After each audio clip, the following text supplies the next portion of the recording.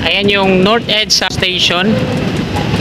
Tapos ayan yung mga steel box girders na naka-install to sa likod natin. Yeah. So hanggang dito na siya sa northbound. Tapos diretso na yan, tatawid patungo dun sa southbound. Waiting na yung southbound dun sa tawid, papasok ng West Avenue. Sinimulan ko to, walang naniniwala sa paligid ko. Ano? Yeah, magandang gabi mga kasikap. Nandito tayo ngayon sa Senator Miriam Defensor Avenue at patungo tayo dito sa North Avenue, MRT 7, North Edge sa Common Station. Mag-update tayo ngayon. So sabay natin habang pauwi na tayo.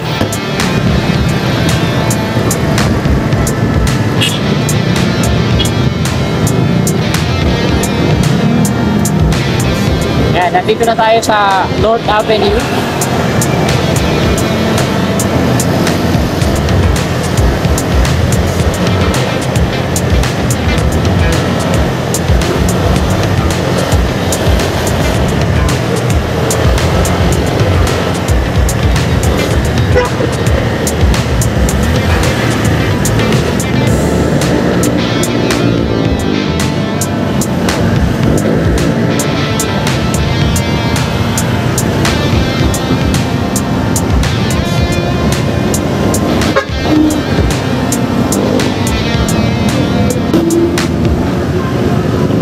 Dapat diretso tayo dito kaso nakasarado nga.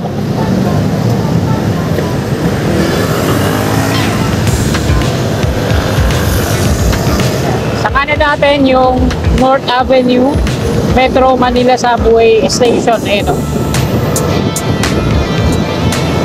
ito yung subway na merong signal jammer kaya di basta-basta na makakakuha dito ng update pag nagpapalipad ng drone kasi mapapagsakin nila yan. Nag-pouring sila dyan yan gamit yung concrete boom pump.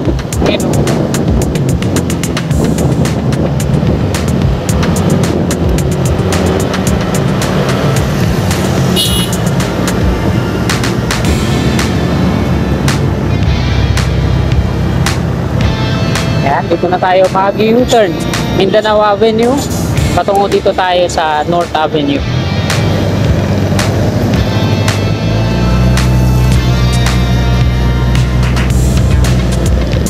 Swerte, hindi tayo na traffic. Gaano ka traffic ngayon, ano?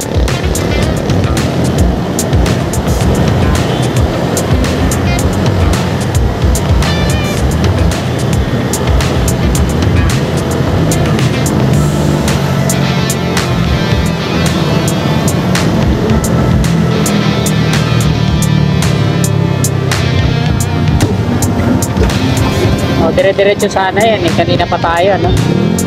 So, yun nga. Kailangan muna mag-U-turn dun sa Mindanao Avenue.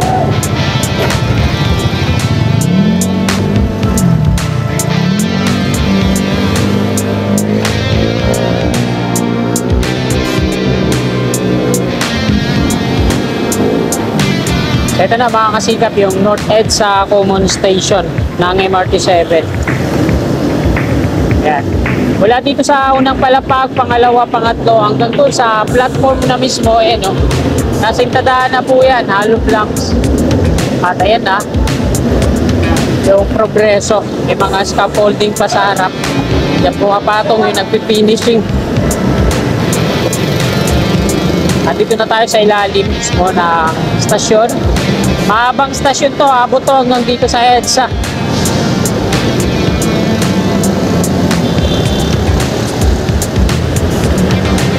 Wala, di ma-traffic dito.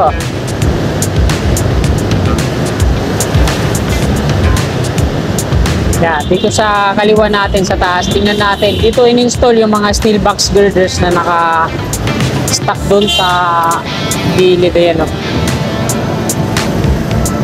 Bali, yung isang ano pa lang to, isang lane dito sa kanan. Ay, hindi. Kasama na yata ito. Pa-curve siya, no? Ang ganda nga na ito pag nakunan natin ng drone shot. Kaliwa yung pagkakurba niya. Yan yung frame set na support. ginawa nila. Kasi mahirap nga yan mga kasikap install ng walang suporta. Hindi tayo makaporma. So hanap tayo ng mapaparkingan. Akit tayo dito sa may footbridge. Ayun, may mga panibagong diniliver na naman dito. So try natin dito.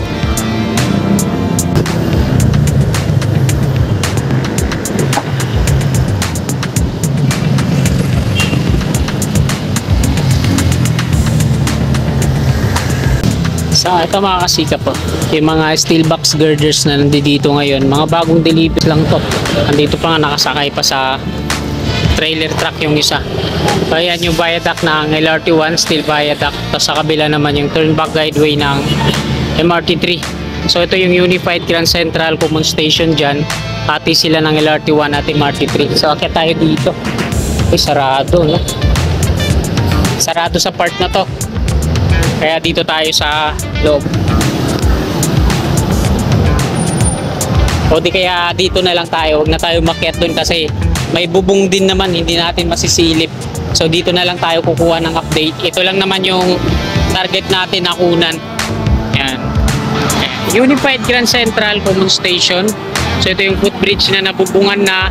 Ayan yung nakasakay pa sa trailer truck. So nandito tayo ngayon sa may SM North EDSA, sa harap mismo sa ilalim ng footbridge. Yan yung North EDSA Common Station. So yung North EDSA Common Station ng MRT7, abot yan hanggang dito mga kasikap. Makikita natin sa mga steel columns na to. Ito, mga steel columns na to. Tapos ayun. So kasama yan sa stasyon. Dito, ito. Abot yan. Tapos ayan na yung mga steel box girders na yan. Maliit lang siya tingnan. Ayan yung mga nandiyan dyan, oh, yung malalaki. Maliit lang siya tingnan mga kasikap pag nakasampa na dun sa mga portal, yung columns na yan, eh, no? So dalawa siya.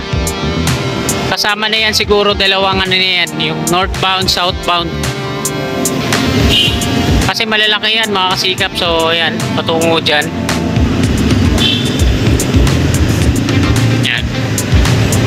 So zoom in natin, no, para makita natin na malapitan. Ayan yung North EDSA Common Station. Tapos ayan yung mga steel box girders na naka-install na nandito to sa likod natin. Ayan. So hanggang dito na siya sa northbound. Tapos diretso na yan tatawid patungo dun sa southbound, ay southbound, sorry. Ayun, naka-waiting na yung southbound doon sa tawid, papasok ng West Avenue.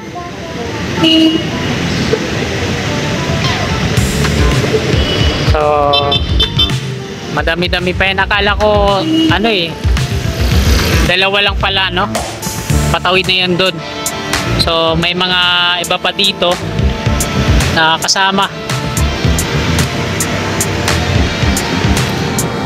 Ayan, mga nakikita nyo ngayon, ayan na yung ganap ngayon dito.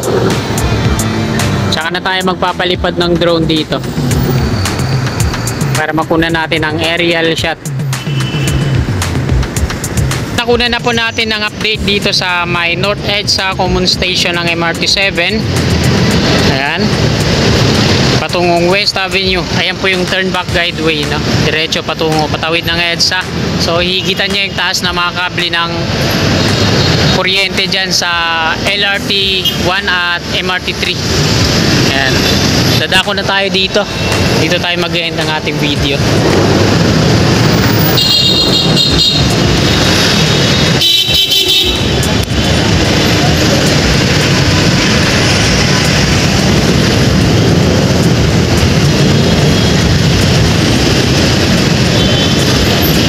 Bago tayo mag-end ng ating video, pakita ko sa inyo kung gaano kalalaki yung mga steel box girders na yan na naka-install doon. Ayan, so mga nasa 12 feet yung height, tapos yung lapad siguro mga nasa 4 na metro. Yan, tapos yung haba naman ng bawat isang putol siguro mga nasa 20, parang ganun, no? Kasi kalahati siya ng di 40 eh, mga nasa 20 nga. 20 nga to.